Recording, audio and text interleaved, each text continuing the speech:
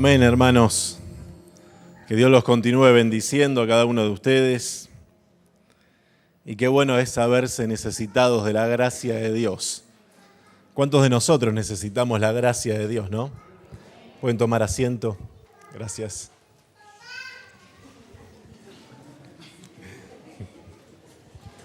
Muy bien, hermanos. Le damos la bienvenida a todos los que nos están mirando a través de las redes sociales también. Que llegue hacia ellos también la bendición de poder compartir con nosotros el tiempo de alabanza, de adoración y ahora escuchar la palabra de Dios. Así que bueno, hermanos, vamos a ir a Lucas, el Evangelio de Lucas, el médico. Saludo también a todos los hermanos del seminario que sé que nos están viendo. Se reúnen en la cocina muchos de ellos allá en la finca y no se pierden los cultos. Nosotros lo veíamos al pastor Anderson también, al pastor Manolo, desde allá, desde la finca. Muy bien, hermanos. Les decía que vamos a ir a Lucas capítulo 5 y estaba analizando la vida de los discípulos del Señor. Antes quería darle la bienvenida a un hermano que nos visita desde Noruega. Así que está por ahí, que Dios te bendiga. God bless you. Welcome to the church. Muy bien. Vamos a dar un aplauso al hermano que viene desde tan lejos. Muy bien. Y hermanos, les decía que el Señor ha llamado, en la palabra de Dios, aparecen una gran cantidad de discípulos del Señor. Él llamó principalmente a 12, que somos los que son los 12 más conocidos, pero realmente es, cuando uno analiza la vida de los 12 discípulos del Señor, los ve tan distintos unos de otros. No ve a que sean iguales, no ve que el Señor llamara más o menos a personas con el mismo carácter o con el mismo temperamento, ni siquiera con el mismo oficio. Eran totalmente distintos. Los más parecidos eran Santiago y Juan, a los que se les llamó los hijos del trueno. Eran muy parecidos en el carácter que tenían, en la forma de ver la vida y de reaccionar ante la adversidad. Pero el resto eran muy distintos unos de los otros. Por ejemplo, Andrés, cada vez que aparece en la Biblia van a encontrar a un Andrés llevando a alguien a Jesús. Siempre que alguien que aparece Andrés, no aparece solo, sino aparece con personas que necesitaban a Cristo y él los llevaba a Cristo. Tenemos a Santiago, el hijo del trueno, o Jacobo, que se destaca, en la Biblia destaca su temperamento. Tenía un temperamento muy apasionado. Fue el mismo que le pidió al Señor que los samaritanos murieran calcinados porque habían rechazado a Cristo. ¿Se acuerdan, no? Cuando dijeron, Maestro, vamos a pedir que descienda fuego del cielo, así consume a todos estos samaritanos. Juan el apóstol, que se lo conoce como el apóstol del amor, bueno, en realidad en un principio no era un apóstol amoroso. Era una persona también con un temperamento muy fuerte. Él también le dijo al Señor, ¿querés que le pidamos al Padre que caiga fuego del cielo y consuma a los que están rechazando tu mensaje? Pero obviamente que el corazón de Santiago también fue transformado, fue moldeado, porque estuvo tiempo caminando con el Señor. Está Felipe también, que es otro de los discípulos del Señor, que era un administrador frío. ¿Por qué? Porque él siempre era de esas personas que vivían calculando, que tenía una mente muy, muy analítica. Para Felipe la lógica era lo que estaba sobre el pedestal, no era tanto la fe, sino la lógica. Bartolomé, también Natanael, es el hombre que el Señor dijo, un verdadero israelita en quien no hay engaño. Pero también en un principio Natanael fue un hombre con muchos prejuicios. Fue el mismo que dijo, ¿de Nazaret puede salir algo bueno? Era un hombre con muchos prejuicios. Tomás lo conocemos como el incrédulo, también como el melancólico. Mateo era un recaudador de impuestos, alguien que había traicionado a Israel y que en pro de él estar bien y tener un bienestar, él traicionó a su nación. Se lo conocía en aquel entonces como un traidor y como alguien que extorsionaba gente. Santiago el menor era el más invisible de los discípulos, no se sabe mucho sobre él. Simón el Celote, que era un radical político. Los celotes eran personas que se los conocía también como los del cuchillo, porque siempre tenían un cuchillo ellos, donde estaban esperando la oportunidad para matar a cualquier recaudador de impuestos, como Mateo, o a cualquier soldado romano. Lo curioso es que el Señor logró juntar tanto a Mateo como al celote y los puso a servir juntos en la obra del Señor.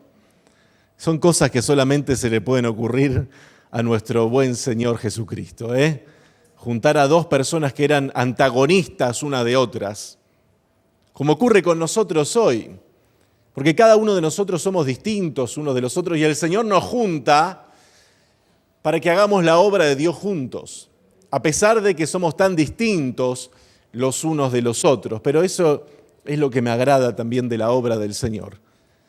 Imagínense si Dios llamaría siempre a las personas con el mismo temperamento. Si fuéramos todos con personas con temperamento fuerte, apasionado, bueno, esto es más que una iglesia, sería una lucha libre. Habría que poner un ring acá en vez de una plataforma. O si fuéramos todos de un carácter muy tranquilo, muy suave, sería todo tan aburrido y bueno, por eso Dios llama a personas con distintos temperamentos. Aparece también Judas Tadeo, que era un hombre humilde. Solo se registra una pregunta que él le hace al Señor, una pregunta que fue profunda. Se sabe poco de él, pero lo poco que dijo, y qué bueno es ser ese tipo de personas que hablan poco, pero lo poco que dice es profundo. Así era Judas Tadeo. Y Judas Iscariote, que bueno, ya sabemos quién fue, alguien que estaba muy cerca, pero a la vez muy lejos. Muy cerca del ministerio, porque Judas Iscariote caminó con el Señor. Judas Iscariote predicó el Evangelio. Judas Iscariote echó fuera demonios, sanó enfermos, hizo la obra que el Señor le había encomendado hacer. Es más, era el administrador de las ofrendas que llegaban al ministerio del Señor. Y estaba tan cerca en el ministerio, pero a la vez tan lejos en su corazón. Y eso nos habla, hermanos, que uno puede estar muy cerca, muy activo, hacer mucha cosa externamente y a la vez estar tan lejos de la salvación. Judas se perdió a pesar de que su pastor era Jesús. Imagínense. ¿Se dan cuenta cómo lo importante es la actitud del corazón? Que uno puede hacer tantas obras y hacer tanta cosa y en apariencia uno diría que es espiritual, pero en realidad, si nuestro corazón no está lejos del Señor, podemos hacer mucha cosa, pero Dios conoce nuestro corazón. Dios conoce nuestro corazón. Ese Judas, lamentablemente, era un hombre que amaba el dinero. No se puede estar en la obra de Dios si amamos el dinero. No se puede. Uno de los requisitos para servir al Señor es que tenemos que ser personas libres de la avaricia, libres de las ambiciones personales y de las grandezas personales. Judas amaba el dinero y fue tanto el amor por el dinero que dice la Biblia que Satanás llenó su corazón. Qué raro, estaba cerca del Señor pero estaba lleno de Satanás. ¿Se dan cuenta cómo la apariencia externa delante de Dios es solamente apariencia? Y Dios siempre está mirando la actitud interna del corazón. Ahora, Pedro también es otro de los apóstoles o discípulos del Señor, que es el más conocido y analizado. Era impulsivo, era audaz, tenía una tendencia natural a hablar antes de tiempo. Algunos se identifican con... Era una persona que hablaba y después pensaba. Era una persona muy impulsiva y eso le traía grandes problemas. Pero hermanos, lo que veo de cada uno de ellos, no de todos, de la mayoría de ellos, es que a pesar de ser de esa variedad y tener tantas deficiencias naturales y normales como cualquiera de nosotros, porque eran hombres comunes y corrientes, pero a pesar de todo eso, sus corazones fueron moldeados por el poder de la gracia de Dios y el poder de la palabra de Dios, salvo el corazón de Judas. Entonces, hermanos, hoy quiero hablar de uno de esos discípulos que es Pedro, un hombre que ya lo conocemos bastante. Era un pescador, un hombre que se dedicaba a la pesca. El sustento de la familia de Pedro, su sustento, con lo que él alimentaba a su esposa, a sus hijos, si es que lo tenía, era a través de la pesca. Él tenía su empresa, era un pescador, y como pescador dependía totalmente de la pesca. Y en un contexto donde vivían bajo una altísima opresión tributaria, bajo el dominio y el gobierno de Roma, los pescadores no se daban una gran vida. ¿Por qué? Porque Roma subyugaba monetariamente, financieramente, tributariamente al pueblo de Israel. Vivían bajo un yugo de opresión. Por eso muchos rechazaron a Jesús, porque Jesús no había venido y no había aparecido en el escenario de la vida de los israelitas de aquel momento para hacerlos libres del imperio romano, sino que vino a romper las cadenas del diablo, a romper ataduras espirituales, a pregonar el mensaje del evangelio. Y muchos no lo entendían así, porque esperaban un Mesías que apareciera en escena y derrocara al imperio romano. Pero esos pescadores vivían bajo ese yugo de opresión tributaria. Eso hacía que no pudieran salir adelante en la vida. No podían progresar. Vivían prácticamente en el día a día. Vivían prácticamente del día a día. Era un oficio muy complicado. Ellos empezaban a trabajar desde el ocaso hasta el alba. La pesca nocturna era realmente la efectiva. Pescar de día era algo infructuoso. ¿Por qué? Porque los peces durante el día lograban visualizar las redes, las mallas, y no se acercaban. Por eso era mejor pescar de noche, porque los peces salían un poco más a la superficie y lograban ser justamente atrapados. Ahora vamos a ir a Lucas capítulo 5, versículo 1. Dice, aconteció que estando Jesús junto al lago de Genesaret, el gentío se agolpaba sobre él para oír la palabra de Dios. Y acá tengo subrayado en mi Biblia que el gentío se agolpaba para oír, se agolpaba sobre él. ¿Por qué? ¿Con qué motivo se agolpaban sobre él? No se agolpaban sobre él en esta ocasión para recibir milagros. No se agolpaban sobre él por los panes y los peces. No se agolpaban sobre él porque tenían una necesidad física a la que tenían que suplir. Dice la palabra de Dios, y el evangelista Lucas, con ese carácter médico que él tenía, daba detalles que los otros evangelistas no daban. Y él dice que se agolpaban sobre él con un solo motivo, que era para oír la palabra de Dios. Qué importante, hermanos, que es la palabra de Dios, ¿no? Qué gran interés que tenía esa gente de oír la palabra de Dios. Hermanos, lo único que puede convertir el alma es la palabra de Dios. Si uno va al Salmo 119, que es el salmo más largo de toda la Biblia, tiene 176 versículos, creo que son, si no me equivoco, 176. Y hay sinónimos para la palabra de Dios. Dice testimonio, dice tus preceptos, dice tus mandamientos. Hay distintos sinónimos a los que él se refiere para hablar de la palabra de Dios. Y en el Salmo 119, una de las cosas que el salmista destaca, y lo destaca varias veces, y les invito a que lo puedan leer, el Salmo 119, y una de las cosas que el salmista destaca en ese salmo es que es bienaventurado, que es feliz el hombre y la mujer que prestan atención a la palabra de Dios. La palabra de Dios no ha sido enviada a nuestra vida para hacernos mal. La palabra de Dios no ha sido enviada a nuestra vida para esclavizarnos. Al contrario, conoceremos la verdad y la verdad nos hará libres. La palabra de Dios trae felicidad al hombre que la recibe con un corazón dispuesto. La palabra de Dios tiene poder para santificar nuestra vida. La palabra de Dios tiene poder para sanar nuestro corazón. La palabra de Dios tiene poder para convertir el alma. Por eso, hermanos, es importantísimo, es perentorio y es necesario en este tiempo en el que estamos viviendo que seamos hombres y mujeres de la palabra de Dios.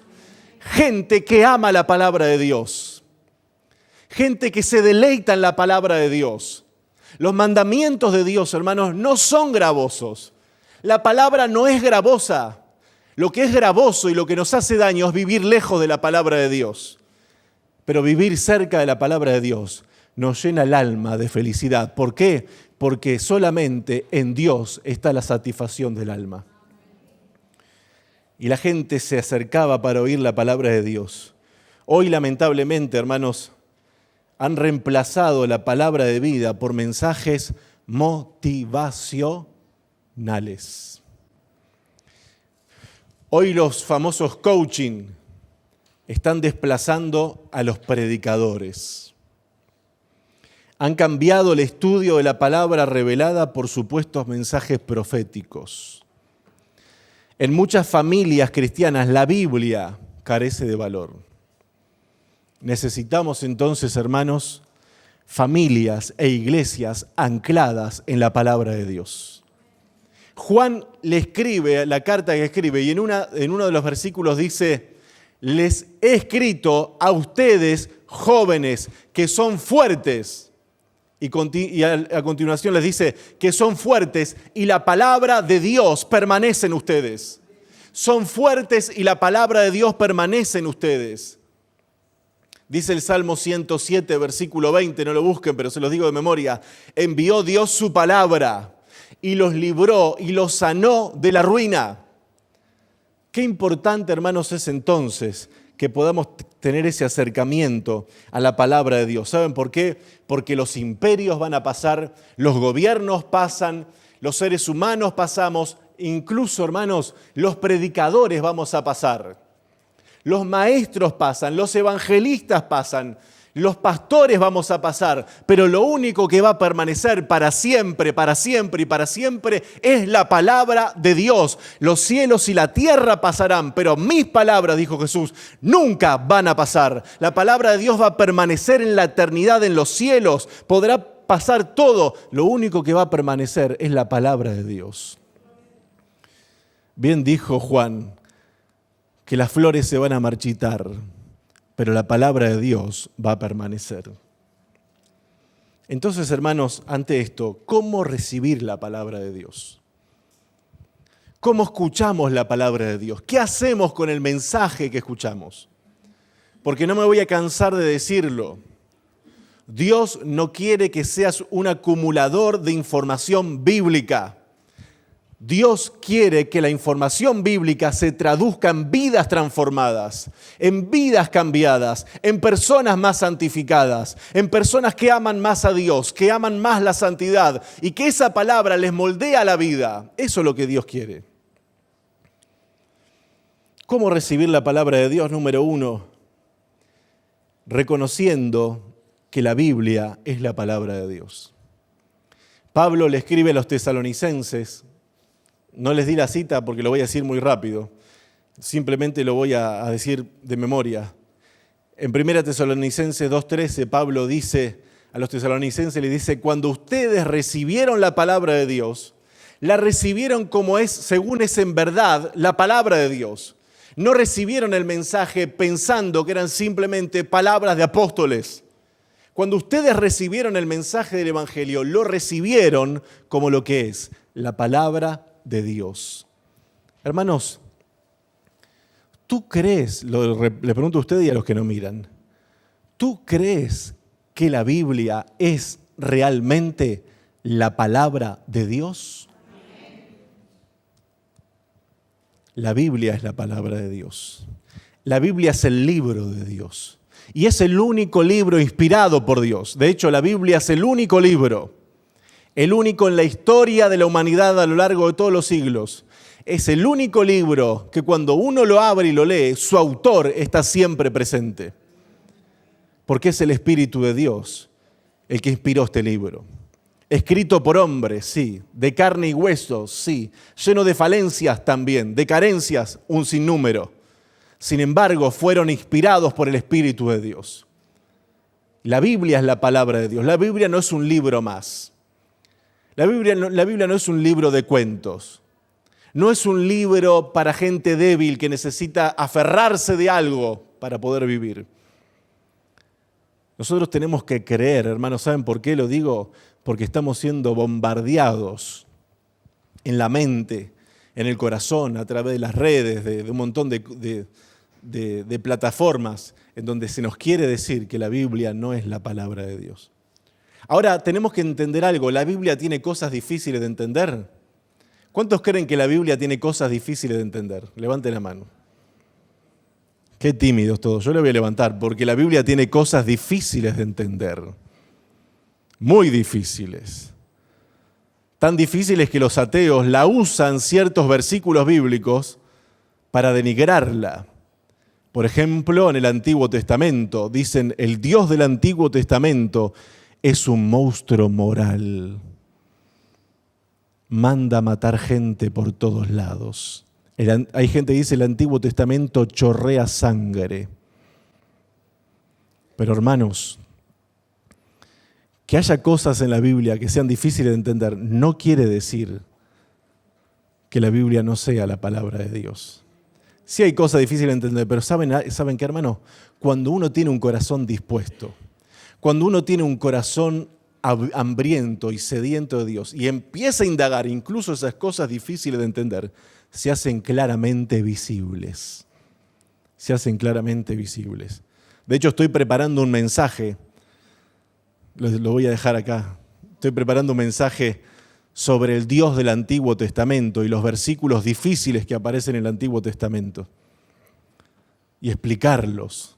¿Por qué las conquistas de Canaán? ¿Por qué ocurrían las cosas que ocurrían?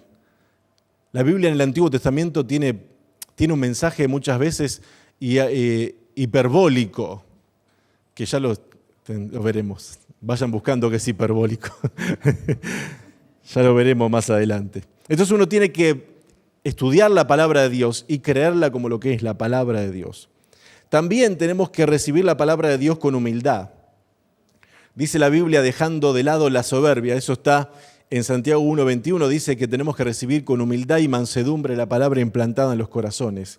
Con nobleza, escuchar con anhelo y examinar las Escrituras. Dice Hechos 17:11 que los bereanos eran más nobles que los demás, que los de Tesalonicenses, porque habían recibido la palabra de Dios y escudriñaban cada día en ellas para ver si lo que se les decía era realmente así. La tenemos que recibir con fe. El conocimiento intelectual, hermanos, no basta si no se une a la fe. Dice Hebreos capítulo 4, versículo 2, que no les aprovechó el oír con fe, que no les aprovechó el oír la palabra de Dios, no tuvo fruto el oír la palabra de Dios, dice, porque no la oyeron con fe. No escucharon el mensaje de la palabra de Dios con fe. Ahora, hermanos, es importante cuando uno va a la Biblia conocer el contexto cultural e histórico de lo que uno está leyendo. Es muy importante, ¿por qué? Porque por falta de ese conocimiento hay muchas aberraciones que se cometen bajo un aparente sustento bíblico. Por eso es bueno conocer el contexto histórico de la palabra de Dios. El versículo 2 de Lucas capítulo 5 dice, y vio dos barcas que estaban cerca de la orilla del lago, y los pescadores, habiendo descendido de ellas, lavaban sus redes. Subrayé en mi Biblia, lavaban sus redes. Lavar las redes, hermanos, significaba que la jornada había terminado. Pero en este caso, la jornada había terminado infructuosamente, porque no habían logrado pescar nada. Y entrando, versículo 3, en una de aquellas barcas, la cual era de Simón, le rogó que la apartase de tierra un poco y sentándose enseñaba desde la barca a la multitud. Y eso me llama mucho la atención, porque la misma barca que albergaba desilusión, que albergaba frustración, que albergaba fracaso. La misma barca, esa barca que no había podido ser llenada de peces, ahora iba a ser llena de la palabra de Dios. Porque Jesús lo ve a Pedro seguramente desesperado, agobiado, abatido, frustrado. Lo ve y le dice, ¿me puedes prestar la barca? Sí, esa barca que la quisiste llenar de peces y no pudo ser, bueno, la necesito para predicar el mensaje de Dios. Qué curioso que es el mover del Señor. Qué curioso que es el mover del Señor. ¿Saben por qué? Porque Dios es el Dios que nos levanta de nuestros fracasos. Dios es el Dios que nos levanta de nuestros fracasos. Y Pedro se sentía fracasado. ¿Por qué? Porque el fracaso es no alcanzar un objetivo. El fracaso es no alcanzar un objetivo. Pedro había tenido un objetivo cuando se levantó ese día. ¿Cuál había sido su objetivo? Esta noche vamos a pasar la noche trabajando y vamos a pescar muchos peces. Vamos a atrapar una gran cantidad de peces. Ese era el objetivo que tenía el apóstol Pedro. Ese era el deseo de su corazón por lo cual se había esforzado, por lo cual había trabajado muchísimo toda la noche pescando. ¿Por qué? Porque tenía un objetivo, pescar. Sin embargo, ese fracaso se transformó en frustración, porque la frustración es el sentimiento interno, es la desilusión por la meta no realizada. Y yo quiero hacerles una pregunta. ¿Cuántos de ustedes han experimentado primero el fracaso en algún área y luego la frustración? A ver. Qué bueno que haya algunos que no. Yo puedo decir que yo sé lo que es sentirse fracasado y frustrado. Yo creo que acá lo he contado alguna vez cuando me iba tan mal en la vida. Me iba muy mal. Vivía en Uruguay y me iba realmente mal. Me había ido de Tenerife, en Tenerife vivían los cristianos, en una zona hermosa. En una casa con piscina, con cancha de tenis, de fútbol. De fútbol no sé ni para qué, porque no hay de tenis tampoco, pero la piscina. Pero me acuerdo que abríamos la nevera, vivíamos con mi mamá, y abríamos la nevera y se nos caía todo de tanta abundancia que había. Los postres, las natillas, la carne. Vieron que los argentinos somos mucho de la carne. Vivíamos muy bien. Pero me voy a Uruguay a ver a mi padre y me tengo que quedar en Uruguay porque no me di cuenta y me fui con el NIE de acá, el número de identificación del extranjero, me fui con el NIE caducado. Y claro, cuando quise volver a los 3 meses, porque había ido a ver a mi padre al Uruguay, cuando quise volver estoy en Ezeiza, en Buenos Aires, en el aeropuerto, ya para subir al avión y volverme, con mi mamita. Tenía mamitis. Se ve que Dios sabía que tenía mamitis y dijo, claro, yo era grande, ya tenía unos 16 o 17 años y yo todavía caminaba del brazo de mi madre, para que ustedes vean. Siempre tuve eso, medio mamitis, pero bueno, son maneras de ser de la persona. Pero bueno, Dios me tuvo que moldear de alguna manera. Dice, yo lo necesito en la obra y con esta mamitis va a ser difícil. Así que bueno, me tuve que quedar. En vez de quedarme en Argentina, me fui al Uruguay y le dije a mi padre, mirá, gordo, pues yo le decía gordo porque era gordo. Era alto, muy alto, parecía Al Capone, rubio, de ojos celestes, pelo bien largo, una cosa. Y le digo, mirá, gordo, me tengo que quedar a vivir con vos porque no me dejan ir para España porque no me di cuenta, me vine con la documentación caducada y ahí me quedé. Y me quedé 17 años. Pero fueron años al principio tan desagradables, donde me sentía tan frustrado. Acá abría la nevera y se me caía todo de la abundancia. Allá abría la nevera y había un vaso de agua y un limón. Y el limón era porque teníamos un limonero en el fondo, entonces pero no había nada más. Era el día a día. A veces no tenía ni para comer y digo, a ver, Era tan caro Uruguay, muy caro era. Y yo recién empezando de cero, empezar de cero y ir haciéndome en la población y qué sé yo, fue muy, muy difícil. Entonces me sentía frustrado y me iba todo mal, pero yo decía, pero no puede ser porque yo estoy consagrado para Dios. Yo no vivo una vida mundana. Yo me guardo para el Señor, mi soltería la dediqué al Señor, soy un soltero bien de Dios, lleno de la presencia de Dios. No puede ser que me vaya tan mal en la vida. Y en eso un hermano que se llama José me dice, Jero, yo sé que estamos pasando los dos una situación muy adversa. ¿Qué te parece si nos ponemos un horno de ladrillo y comenzamos a fabricar ladrillos? Y le dije, dale, me parece bien. Y mi hermano, que vivía acá y había ido de vacaciones, me regaló una bicicleta. Tampoco que me regaló una bicicleta que diga, buenísima esta bicicleta, pero pobre, fue lo que me dio, gracias a mi hermano. Pero me sirvió porque iba, venía, se me pinchaba siempre, no sé si era que el que me la arreglaba, me la arreglaba mal para que vuelva o no sé, pero me iba todo mal. Entonces voy al horno de ladrillo con un entusiasmo y ahí estoy trabajando. Y vieron que en el horno de ladrillo, para los que no saben, hay que hacer un gran círculo, llenarlo de barro, meterse en el barro, bueno, ensuciarse hasta la cabeza, salir con una carretilla llena de barro y trabajar prácticamente de cuclillas. Y yo mido casi 2 metros, imagínense lo frustrado que estaba. Pero mi amigo me decía, vamos a vender miles. Yo no sé dónde veía los miles, pero él me decía,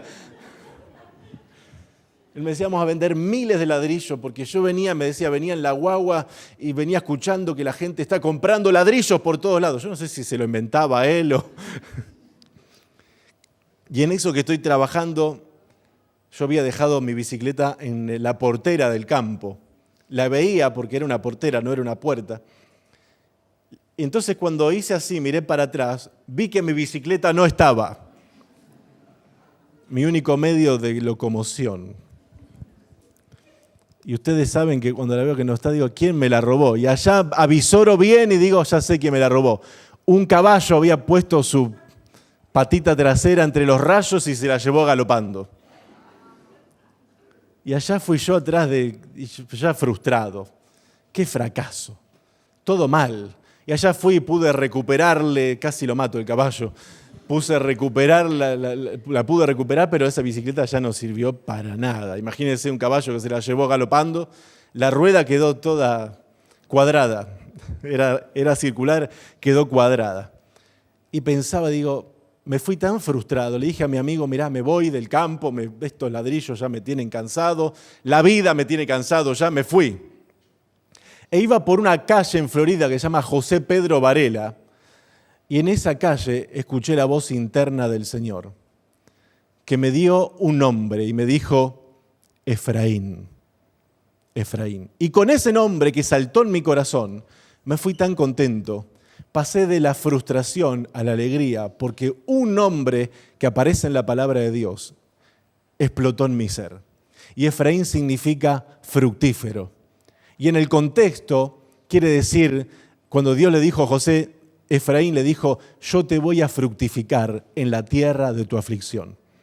Y como que el Señor me dijo lo mismo, en esta tierra donde estás tan afligido, tan frustrado, es donde vas a ver mi gloria, es donde te voy a fructificar, es donde vas a ver mi poder. Y hermanos, ¿quieren que le diga la verdad? Así fue. Pero ¿saben cuándo cambió la cosa? Cuando a pesar de que en el exterior todo seguía igual, en el interior yo ya había cambiado. Ya había pasado ese tiempo de frustración, ya no estaba frustrado, ya no estaba amargado. Pero en ese momento de amargura, un día le agarro a mi hermano mellizo, nazareno, y le digo, Nasa, vos sabés que yo no lo entiendo a Dios, le decía. Porque yo estoy bien consagrado para Él y otros vecinos míos, bien mundanos, hacen cualquier cosa y están más bendecidos que yo. Y le digo, ¿vos sabés que Dios se ha ensañado tanto conmigo? Le digo a mi hermano, que mañana mismo voy a abrir una empresa de sombreros. ¿Y sabés lo que va a ocurrir? Le digo a mi hermano. Me dice, ¿qué va a ocurrir? Van a empezar a nacer las personas sin cabeza. ¿Para qué? Porque Dios no quiere que venda sombreros. Me va mal en todo, le decía. Pero hermanos, Dios es el Dios que nos levanta de las frustraciones y que cumple su palabra. Y con el tiempo, esa palabra que Él me dio, yo te voy a bendecir en la tierra de su aflicción, se me cumplió literalmente. Literalmente. Pero uno tiene que saber pasar de esos tiempos de frustración y dejar que la palabra de Dios obre en nuestra vida. Ahí dice que en el versículo 4, cuando terminó de hablar, dijo a Simón: boga mar adentro y echad vuestras redes para pescar. Respondiendo Simón le dijo: Maestro, toda la noche hemos estado trabajando y nada hemos pescado. Claro, yo me lo imagino que en una primera instancia Pedro pudo haber pensado, aunque no sé si lo pensó, pero lo pudo haber pensado, cuando el Señor le dice, ya era de día, y le dice: Pedro, boga mar adentro y echen las redes. Yo si estuviera ahí, hubiese pensado, Jesús sabe mucho de Biblia, sabe mucho de demonios, de liberar personas, de sanar enfermos, de resucitar muertos, de teología, sabe de escatología, sabe de profecía, sabe mucho sobre la Biblia, pero no me puede venir a mí a decir dónde tengo que echar la red y a qué hora. Hubiese pensado así. Pero Pedro dice: toda la noche hemos estado trabajando y nada hemos pescado, pero en tu palabra echaré la red. En tu palabra echaré la red. Hermanos, Dios no nos pide que entendamos todo. Dios no nos pide que entendamos todo, pero sí nos pide que creamos. Escribí un pensamiento: si somos honestos, hay que aceptar que nunca lo entenderemos todo en esta vida. Existen cosas que simplemente no tienen explicación. Sin embargo, aunque no lo comprendamos todo por completo, nuestro deber es seguir creyendo y obedeciendo por fe. Porque Dios no nos manda a entenderlo todo. Pedro no entendía cómo el Señor me está diciendo que bogue mar adentro y que eche la red si estuvimos toda la noche pescando a horas de día. Es imposible.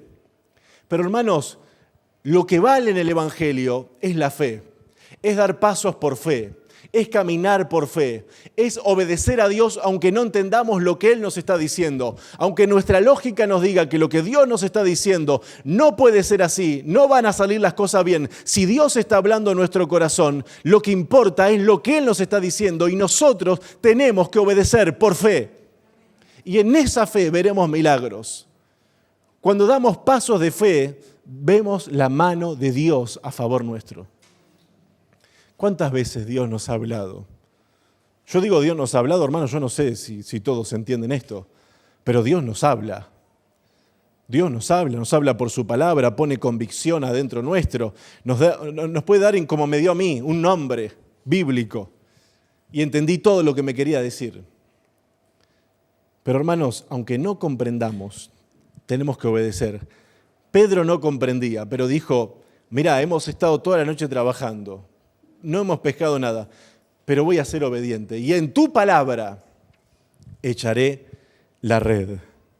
Versículo 6. Y habiéndolo hecho, encerraron gran cantidad de peces y su red se rompía. Y su red se rompía. Ahí apareció el milagro, hermanos. Ahí ocurrió el milagro. El milagro ocurrió cuando el apóstol Pedro, aunque no entendía, aunque no comprendía, aunque su lógica le decía otra cosa, pero dio esos pasos de fe. Agarró la red, agarró la barca, bogó mar adentro y en la palabra de Dios echó la red. Y ese paso de obediencia hizo que el milagro ocurriera. Habiéndolo hecho, encerraron gran cantidad de peces y su red se rompía. Entonces hicieron señas a los compañeros que estaban en la otra barca para que viniesen a ayudarles, y vinieron y llenaron ambas barcas de tal manera que se hundían. Viendo esto, Simón Pedro cayó de rodillas ante Jesús diciendo: ¡qué gran negocio! No dijo eso, ¿no? ¡Qué pesca milagrosa! No dijo eso. Dice que cayó de rodillas y le dijo al Señor: apártate de mí. ¿Y qué palabra usó? El Kyrios, Señor. Apártate de mí, Señor, porque soy hombre pecador. Pedro acababa de tener un encuentro con la gloria de Cristo. Y ese encuentro estaba moldeando su corazón. Ese encuentro estaba transformando su ser interior. Ese encuentro con el Señor hizo que Pedro pudiera verse como realmente es. Y cuando nosotros tenemos un encuentro real con Cristo, no con la religión evangélica, no con un sinnúmero de doctrinas y de normas, cuando tenemos un encuentro real con la presencia de Dios, lo primero que ocurre es que nos vemos a nosotros mismos como antes no nos veíamos. Y tenemos esa contemplación de la gloria de Dios. Le ocurrió a Isaías también. Isaías, antes de ver la gloria de Dios, vivía diciendo, ay de aquellos, ay del otro, ay de aquel pueblo, ay del que toma, ay de aquel. Pero cuando tuvo un encuentro con Dios, lo primero que dijo Isaías fue, ay de mí, que indigno soy. Tú no necesitas la religión evangélica, tú necesitas la presencia de Dios, un encuentro con la gloria de Dios. Un encuentro con la gloria de Dios. Apártate de mí, Señor, porque soy hombre pecador, porque por la pesca que habían hecho, el temor se había apoderado de él y de todos los que estaban con él. Y asimismo de Jacobo y Juan, hijos de Zebedeo, que eran compañeros de Simón. Sarai ya puede ir pasando. Pero Jesús dijo a Simón, no temas, desde ahora serás pescador de hombres. La gracia había impactado en la vida de Pedro y el curso de su vida había cambiado. El motivo por el cual él se levantaba, el propósito en la vida de Pedro antes de ese encuentro era levantarse, trabajar, ir a pescar, volver de la pesca, ir a la ciudad, vender el pescado, volver a la casa con el dinero, alimentar a su familia y esperar otra noche más para volver a hacer lo mismo, pescar toda la noche, volver de la pesca de día temprano, ir a la ciudad, vender todo lo que habían pescado, volver a la casa, darle un beso a la esposa, a los hijos, alimentarlos y volver. Eso era la vida de Pedro. Pero cuando tuvo un encuentro con el Señor, cuando tuvo realmente el impacto de la gracia de Dios en su vida, Pedro se dio cuenta que Dios lo había llamado con un propósito mayor que ese. Y Dios es el Dios que nos llama.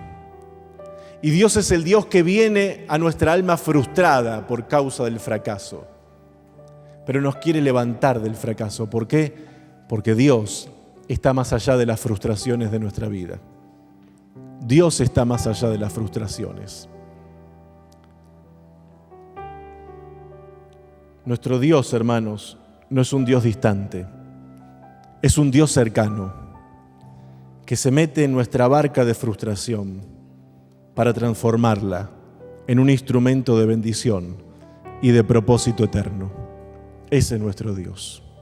Ese es nuestro Dios. Y Dios quiere, hermanos, levantarte del fracaso. Dios quiere levantarte de la frustración. Jesús le dijo a Pedro y a los que estaban con él, en realidad a Pedro le dice, no temas, desde ahora serás pescador de hombres. Y cuando trajeron a tierra las barcas, ¿cualquiera de nosotros sabe lo que hubiese hecho? Cuando trajeron, si nosotros estuviéramos ahí seguramente, cuando trajeron a tierra las barcas, nos hubiésemos ido a la ciudad a vender. Porque es una pesca millonaria. Pero cuando uno tiene un encuentro real con Cristo, todo lo demás se desvanece. Todo lo demás deja de tener un sentido real. Y eso fue lo que le ocurrió a Pedro. Él se había olvidado de la multitud de pescados que tenía en la barca. Él se había olvidado de todo eso. ¿Por qué? Porque ahora su enfoque era otro. Y cuando trajeron a tierra las barcas, dejándolo todo, le siguieron. Y ese es el llamado del Evangelio. Ese es el llamado del Evangelio. Entreguemos todo en sus manos. Encomendemos a Dios nuestra vida cada día. Encomendemos a Dios cada mañana nuestra vida y sigámosle a Él. Sigámosle a Él. Pero no lo sigamos de lejos, como también lo hizo en algún momento Pedro. Sigámoslo de cerca, muy cerca.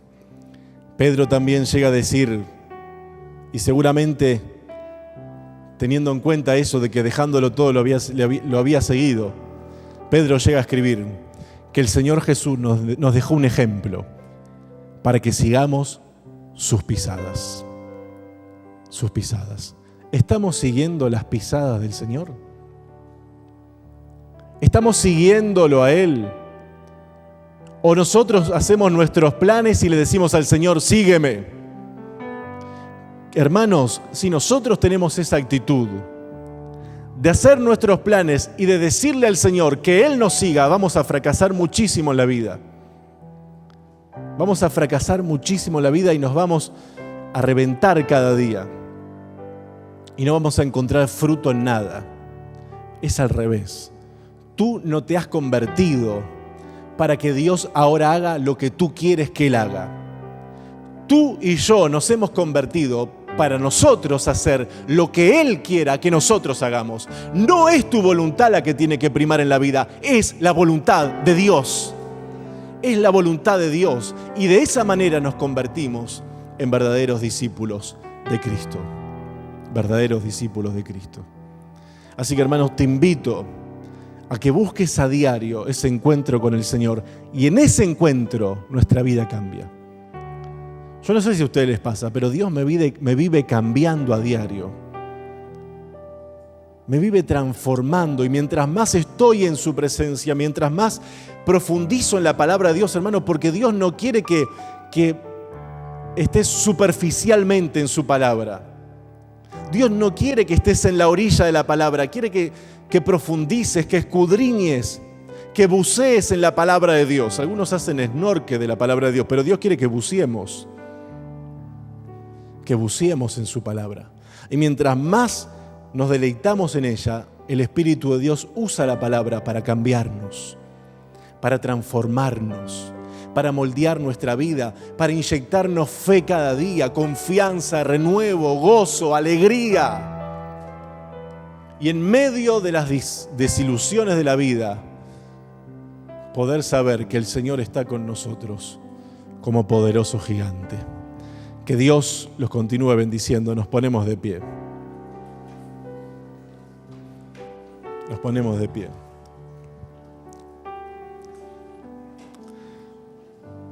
Señor, te doy gracias por tu palabra. Gracias. Gracias, Señor, por este mensaje que has puesto en mi corazón, Señor, hace varios días ya. Gracias, Señor, por cada uno de mis hermanos, tanto de los que están aquí presencialmente como de manera virtual, Señor. Quiero honrar y bendecir tu nombre y exaltarte por siempre. Y darte gracias por esta palabra que has inspirado para que quede escrita, y no solamente en papel y tinta, sino en nuestros corazones también. Señor, quiero honrar tu nombre y bendecirte porque por siempre estás en nuestra vida. Y porque aún en los momentos difíciles de fracaso, de frustración, de objetivos no alcanzados, ahí estás con nosotros. Tú eres el Dios que nos acompaña siempre. El Dios que nos enseña provechosamente y que nos aconseja y nos cambia y nos transforma. Y te acercas al alma desalentada y le das nuevo aliento de vida. Gracias te doy una vez más, Señor, por tu presencia entre nosotros.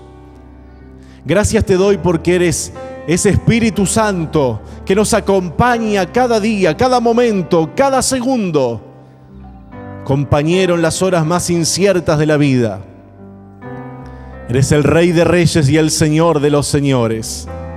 Y podemos decir y confesar con nuestros labios que eres el Señor de nuestras vidas, que eres el Rey de nuestras vidas y que queremos seguirte para siempre.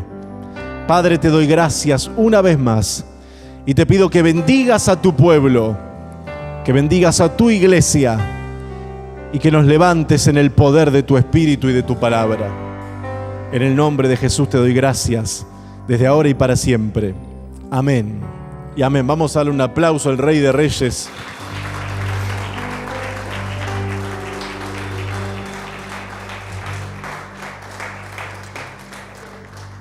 Gloria a Dios, hermanos. Que el Señor los continúe bendiciendo. Vuelvan a leer este pasaje y si pueden, vuelvan a escuchar esta predicación nuevamente y dejen que el Señor les ministre y les hable.